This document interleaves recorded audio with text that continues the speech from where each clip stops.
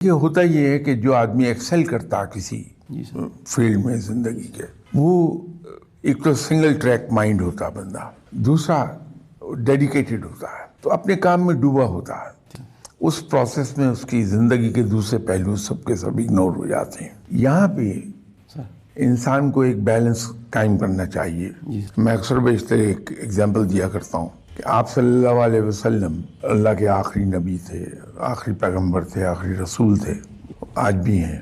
ان کے سامنے ایک پہاڑ جیسا ٹاسک تھا کہ اللہ کا پیغام اس کی مخلوق تک پہنچا دیا جائے، جو انہوں نے بڑے آسان طریقے سے کیا بھی ہے۔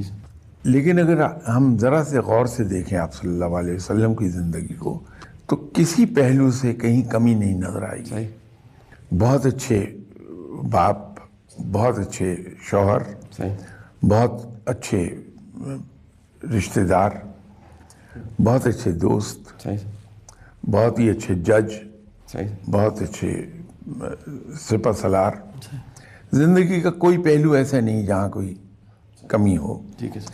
اگر ہم آپ صلی اللہ علیہ وسلم کی زندگی کو غور سے دیکھیں، ایک چیز نظر آتی کہ آپ صلی اللہ علیہ وسلم نے اتنا اپہل ٹاسک ہونے کے باوجود اپنے دن کو، جو 24 گھنٹے کا دن، اسے 3 حصوں میں تقسیم کیا ہوا تھا کہ پہلے 8 گھنٹے امور مملکت، فارن ڈیلیگیشنز اور صحابہ کرام، ان کے لیے مختص تھے۔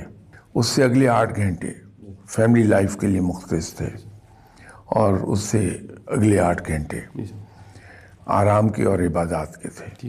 بیوٹی یہ تھی کہ وہ ایک دوسرے کو اوور لیپ نہیں کرتے تھے، جو ٹائم ہے جس چیز کا ہے وہی ہو رہی ہوتی تھی۔